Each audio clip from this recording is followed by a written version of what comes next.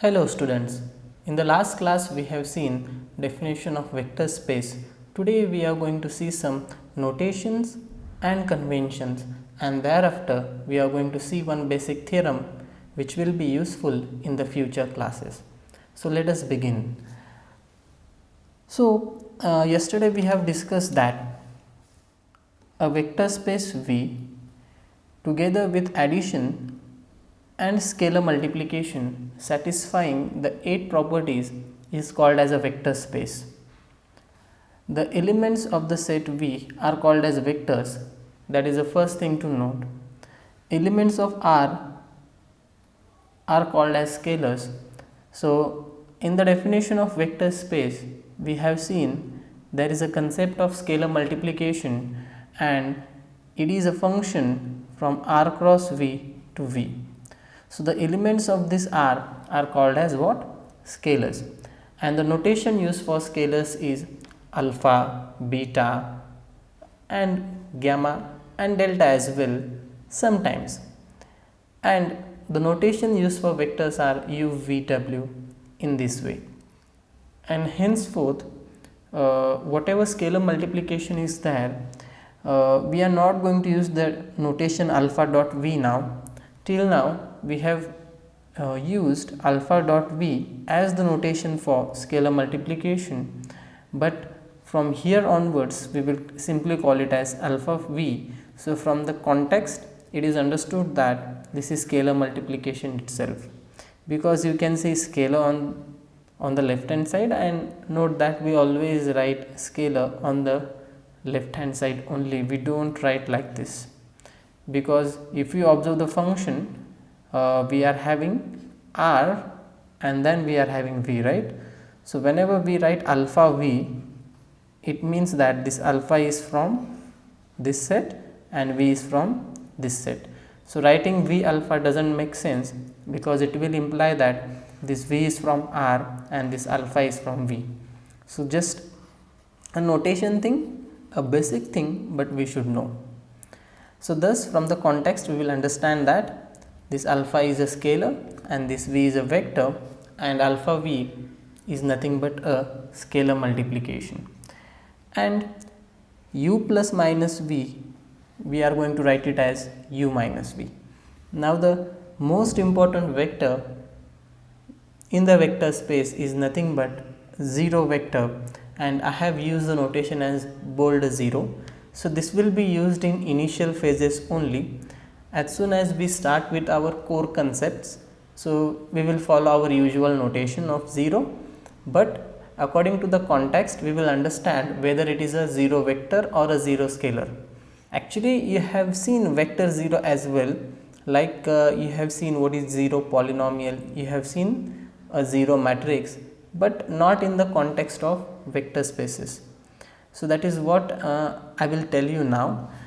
Since in a vector space there are two operations, one is addition and the scalar multiplication. So, we always have one field. In our case it is always going to be set of real numbers, that is R. So, the elements of this R are called as scalars as mentioned earlier. So, the 0 of this R is our usual 0 that we use, but vector space may be any set, like it may be set of polynomials, it may be set of matrices, functions, sequences. So, therefore, the 0 vector changes according to the set. Let me explain you. Suppose we are having R2. Now, whenever we talk about the 0 of R2, it is nothing but 0 comma 0, because elements of R2 look like this, that is set of all x y such that x belongs to R and y belongs to R. So, the elements of R2 are actually coordinates, thus the 0 of R2 look like this. Similarly, 0 of R3 will have 3 tuples, and if we go for set of matrices, let us say A, B, C, D, such that this A, B, C, D are real numbers. So, as discussed in the previous class, the 0 of this will be what? A 0 matrix. Thus, we do not use this 0 notation, we go for this bold 0 notation, because bold 0 indicates that it is not our usual 0, it is a 0 from the vector space, maybe a matrix, maybe a tuple, maybe a polynomial, maybe a sequence, maybe anything. But such bold 0 will be used only in the initial phases. Later on, according to the context, we will understand that 0 is a vector or a scalar. And in our syllabus, we are dealing with vector spaces over R as explained earlier. Whatever two operations are there, in one of the operations we need one field, that is in the scalar multiplication. So, our field is restricted to set of real numbers only. Actually, in the higher classes this field can be changed. In some cases it is set of rational numbers, maybe set of complex numbers, maybe any field, but in our syllabus it is set of real numbers only. So, thus whenever I say vector space, it is vector spaces over R only. Now, you will wonder what do I mean by vector space over R, because the scalar field is R. As the scalar field is R, therefore we say vector space over R. As soon as I change the scalar field, let us say I take it to be set of rational numbers, then we will say vector space over Q and so on. Now, before moving towards our basic theorem, we will recall the definition of a vector space or the properties, I will say, because these properties will be useful to prove the coming theorem that we are going to see.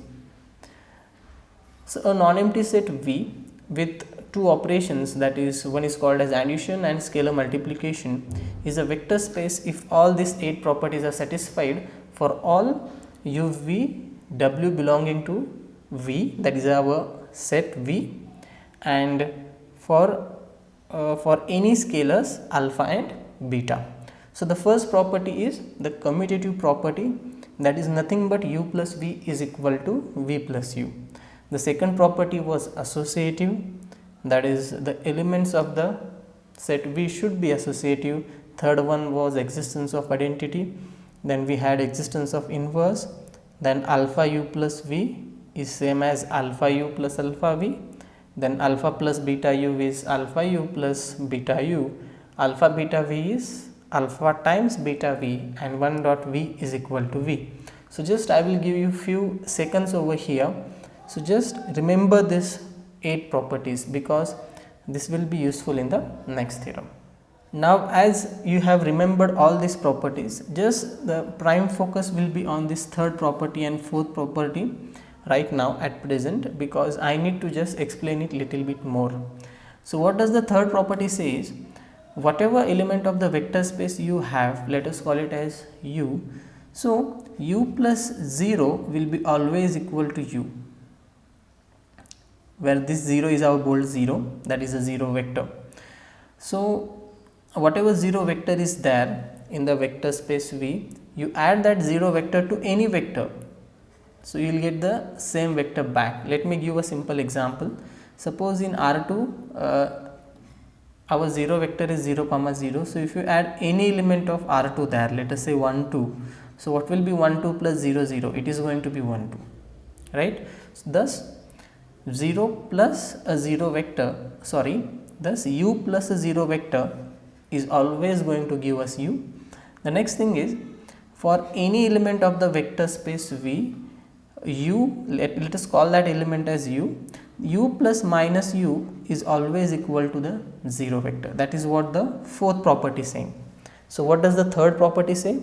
U plus 0 vector is u, and the fourth property says u plus minus u is equal to 0 vector for any element u of the vector space V. Now, let us prove the first part of the theorem, that is 0 dot x is equal to 0 for all x belonging to V.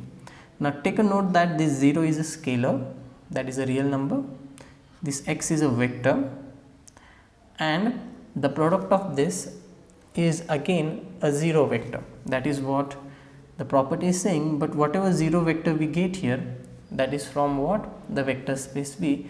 Let me explain you with the help of example, and the best example that comes in my mind is the set of 2 by 2 matrices.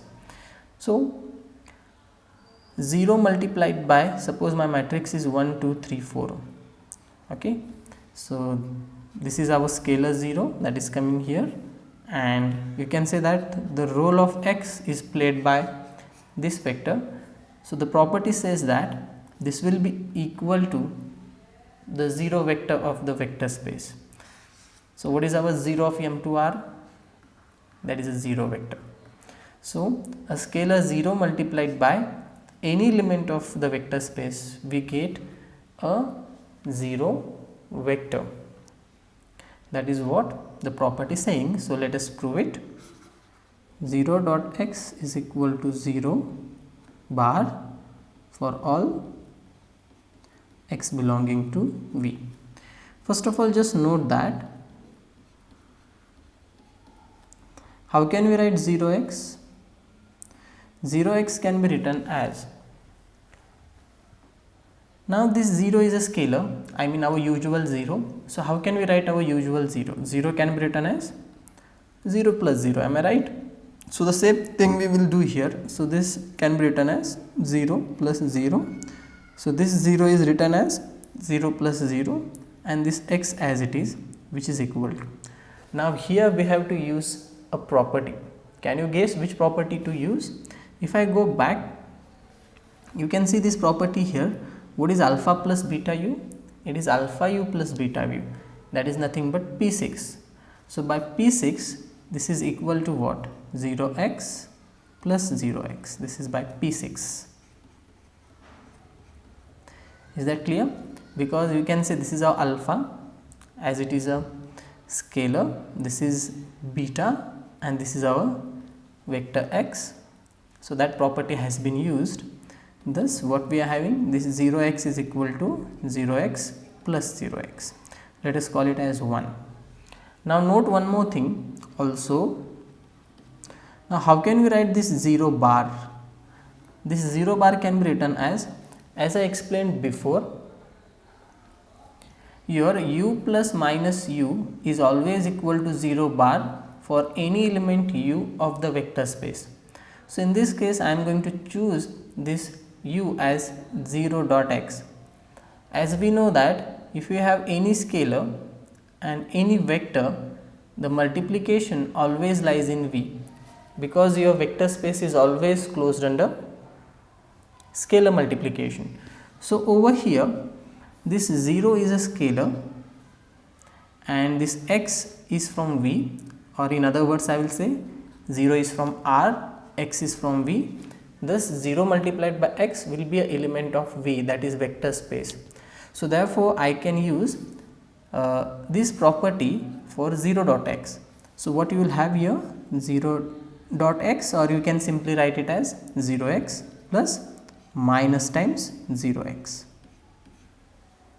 Okay, if you want simply like this, yeah, simply u has been replaced by my 0x, which is equal to, now we already have the value of 0x from 1, that is nothing but 0x plus 0x. So this thing can be written as 0x plus 0x, a bracket, plus this is nothing but minus times 0x. Yeah, if you want, yeah, a small bracket to it as well. So this is by using 1. Now this is equal to, now see, this is a vector, this is a vector and this is also a vector. So which property can be used here? Do you remember the P2 property, that is associative? If we have u plus v plus w, then that can be associated by simply changing the brackets. So this thing can be written as 0x plus 0x minus 0x. So this brackets over here has been shifted to what? Here and here. Yeah, this bracket was for simply understanding purpose. Okay, so you can say that this is our u, this is our v and this is our w, and this property we have used, that is P2. But as explained earlier, 0x minus 0x is nothing but 0 bar. So this is equal to 0x plus 0 bar in the sense bold 0 I want to say. So, on the left hand side also we are having bold 0. Now, recall P3. What is P3? U plus 0 bar is always equal to U. Now, this is our U, you can say, as it is a element of a vector space, and plus 0 bar is going to be what? 0x again. So, therefore, 0 bold 0 is equal to 0x, okay, and that is exactly we wanted to prove.